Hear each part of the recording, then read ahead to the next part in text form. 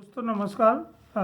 पिछले दिनों मैं कुछ एफपीओज़ के लोगों से बात कर रहा था और कुछ किसान मेरे कंपनी के ई फसल के ऑफिस में आए थे।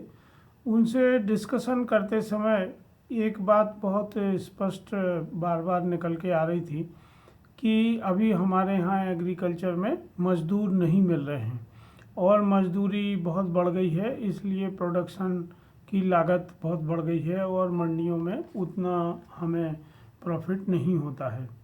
तो इसके ऊपर हम जब बार बार बात करते हैं तो हमें ये जानना चाहिए कि पूरी दुनिया में एग्रीकल्चर में क्या हो रहा है, क्योंकि जब हम ये जानेंगे कि दूसरे देशों में कैसे काम होता है और वहाँ कितनी जनसंख्या एग्रीकल्चर पर निर्भर है, काम करती है, तो हमें अपने यहाँ कुछ अच्छी चीज़ें भी दिखने लगेंगी।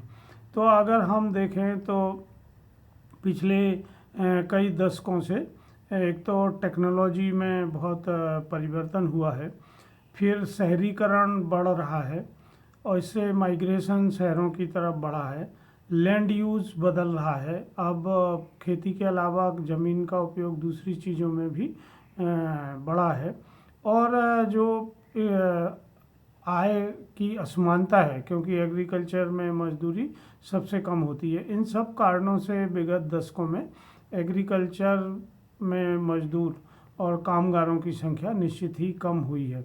अगर हम 2021 के एस्टीमेट को देखें पूरी दुनिया के, तो पूरी दुनिया में लगभग 27% लोग कृषि पर निर्भर हैं, जबकि पूरी दुनिया की जीडीपी ग्रॉस डोमेस्टिक प्रोडक्ट में एग्रीकल्चर का 4% ही हिस्सा है। पर इसमें सभी देश एक जैसे नहीं हैं। अगर हम ये एक सूची तैयार करें इनकम के हिसाब से कि किस देश की क्या इनकम है और वहाँ कितने लोग खेती में मजदूरी करते हैं या काम करते हैं, तो जो सबसे लो इनकम ग्रुप के देश हैं वहाँ लगभग 59% तक लोग एग्रीकल्चर पर निर्भर हैं, वहाँ काम करते हैं। इसके अलावा जो लोअर मिडिल इनकम के देश हैं वहाँ 38%, जो अपर मिडिल इनकम के देश हैं वहाँ 21%, और हाई इनकम के जो कंट्रीज़ हैं वहाँ 3% लोग खेती में रोज़गार पाते हैं।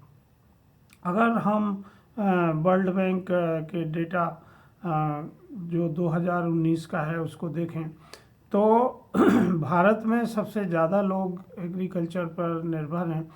जैसे कि इंडिया में 43% लोग खेती पर काम करते हैं, चाइना में 25%, इथोपिया में 65%, इंडोनेशिया में 29%, पाकिस्तान में 36%, नाइजीरिया में 35%, फिर बांग्लादेश में 39%, Tanzania, Vietnam, Kenya, Myanmar, Philippines, Brazil, इन सब देशों में लगभग 25 से 50% के बीच में लोग काम करते हैं।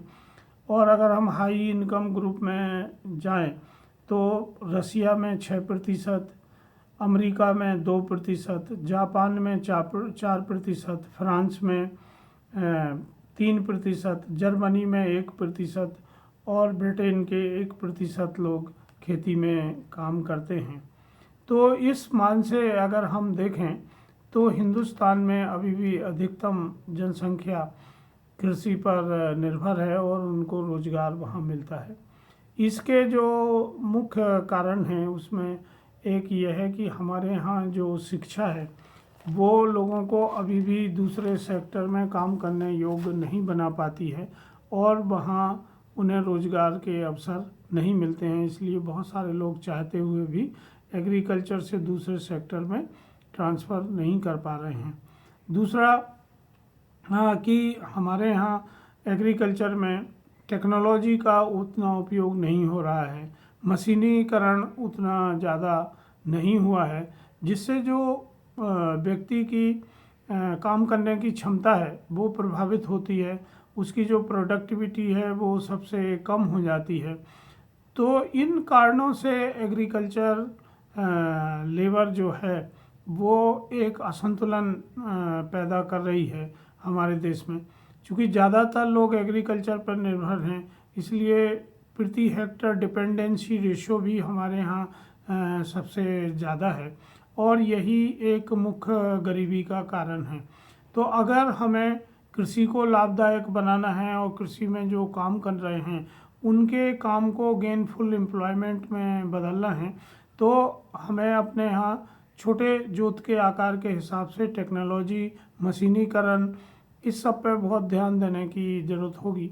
अभी भी जो भारत सरकार की कृषि मैकेनाइजेशन के अनुदान है वो बड़ी मशीनों पे ही ज़्यादा उपलब्ध होते हैं।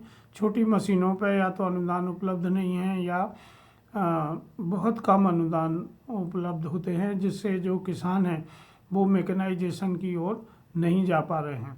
तो ख़ासतौर से ऐसे देश जहाँ बड़े बड़े रेंज होते हैं और जोत का आकार या फार्म लैंड बहुत बड़े 5,000, 2,000, 3,000 हेक्टेयर के होते हैं, उनमें जिस तरह की मशीन लगती है वो हमारे यहाँ स्मॉल और मार्जिनल फार्मर्स के खेतों में उपयोगी नहीं है। तो हमें ये ध्यान रखना होगा कि अगर हमें खेती में जो कृषि मजदूर हैं उनको गरीबी रेखा के ऊपर लाना है और उनकी आय में वृद्धि करना है, तो उनके तकनीकी कौशल को बढ़ाना आवश्यक होगा और मशीन और टूल्स उन्हें उपलब्ध कराना होंगे ताकि खेती में काम करके भी वो अच्छी अपनी आमदनी बढ़ा सकें। मुझे उम्मीद है कि जिस तरह हमारी सरकार खेती के और कृषि मजदूर और गरीबी हटाने पर जोर दे रही है, तो आगे के समय में इसमें और अच्छी योजनाएं आएंगी और जो नीतिकार हैं और प्रशासनिक अधिकारी हैं वो उस ओर भी ध्यान आकर्षित करेंगे कि हमारे देश की जो हिडन पॉवर्टी है वो किन पॉकेट्स में है, वो लोग कहाँ काम करते हैं, उनकी उत्पादकता क्या है, उनका तकनीकी ज्ञान क्या है और कैसे उसमें इम्प्रूवमेंट लाया जाए। तो आइए मिलके इस पर कुछ काम करें। और ये जो बात बार बार हो रही है कि खेती में मजदूरों की कमी हो रही है, ये इसलिए महसूस होती है कि हम मशीनों का, उपकरणों का उपयोग उतना नहीं कर रहे हैं और आज भी हम उसी तरह से प्रिमिटिव तरीके से खेती को करने की कोशिश कर रहे हैं। तो किसानों को भी अपने माइंडसेट को बदलने की ज़रूरत होगी। धन्यवाद, नमस्कार।